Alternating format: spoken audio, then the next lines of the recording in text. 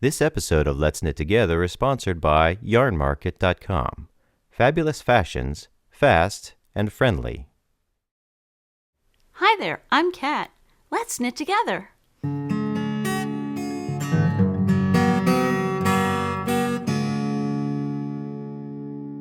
Today, plying your handspun. In episode 12, we covered spindle spinning.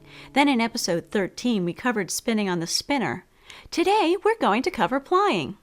When you spin, the strand of yarn you create is called a single.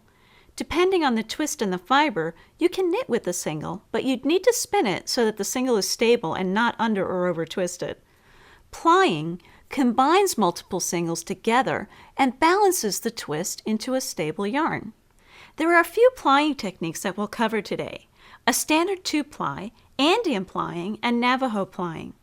Let's begin by talking about tools. You can ply with a spindle or a wheel. You can ply directly from your bobbins or spindles, or you can wind a ball from your spindle or bobbin. If you use a center pull ball, be sure to stabilize the center with your finger, because the center will collapse and make a mess of your twisted singles. I unfortunately discovered this once when plying with some soy silk. I recommend using the lazy Kate to keep your spindle or bobbin in place and tensioned.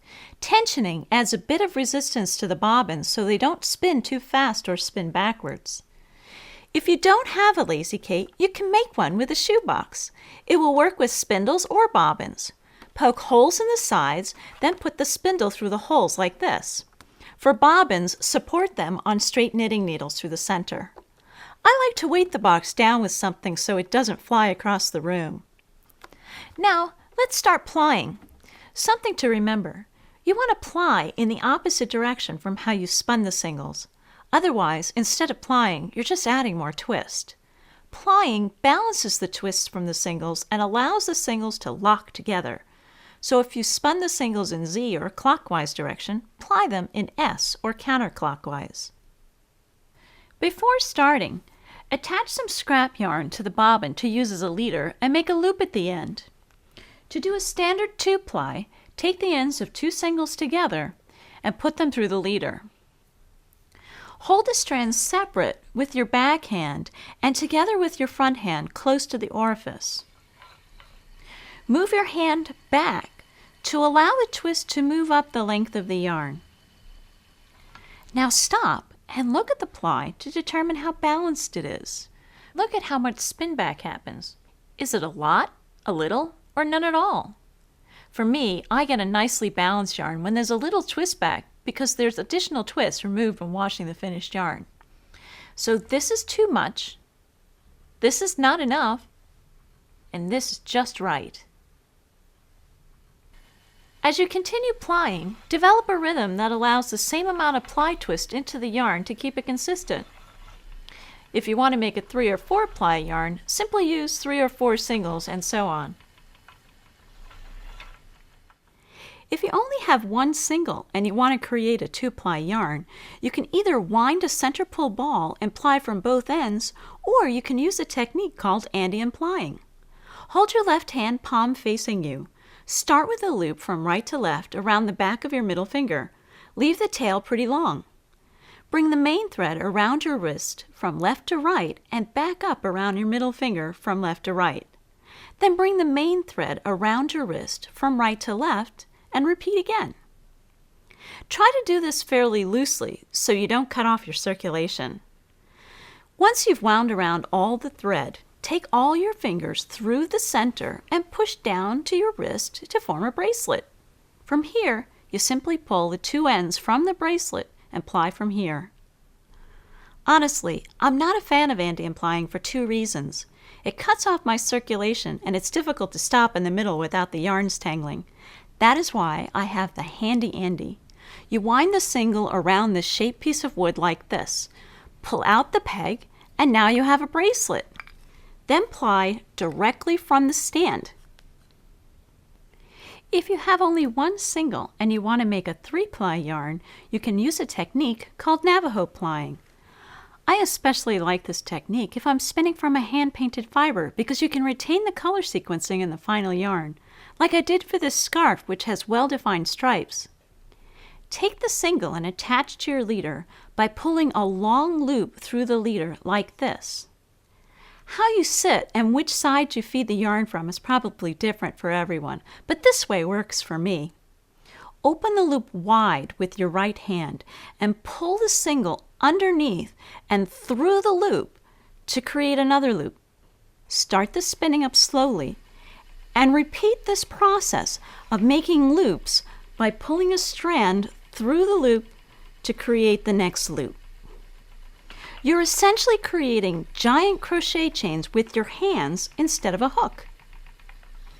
Once you get comfortable with this movement, try to create loops as long as you can.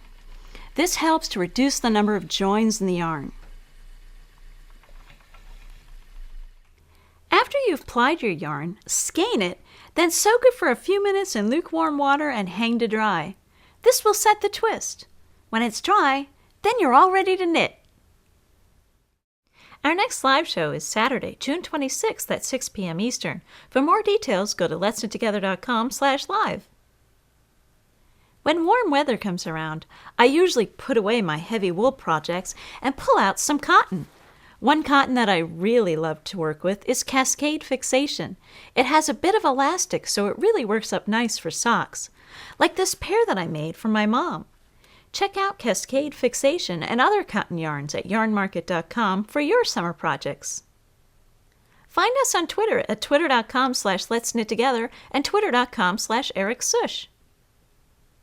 Don't miss any of our upcoming episodes. Go to letsknittogether.com and subscribe with iTunes. New episodes will download automatically to your computer when they become available. It's free. And remember, you don't need an iPod to subscribe. That's not my arm!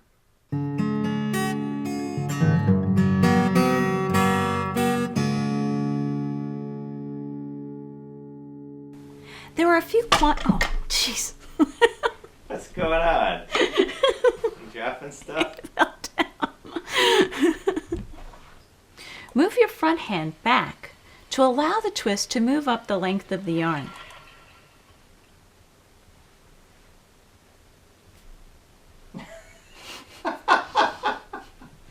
To allow the twist to move up the length of the yarn. With your backhand, oh man. What happened? It broke. Say action again. Okay. And action. Then ply directly from the bracelet mounted from this bracket stand. Whoa. Comfortable with the movement, try to make the loops as long as possible. This reduces the number of joins in the yarn. Okay, but it broke or something? It broke, yeah. Okay. Once you've wound around all the thread, take all your fingers through the center. It's too sloppy. I It's know. not working out. To form a bracelet. All your fingers through the center and push down to your wrist to form a bracelet. From here, you simply pull in this bracelet and apply it. See, if you let this go, it just comes apart, and then you don't have a bracelet anymore. You need to keep something in there to make it a bracelet. See? And then you just keep pulling, and that's how it works. Did you like that? That's a little extra instruction. A little extra instruction with the edge of the thing and the chair and the thing laying over there.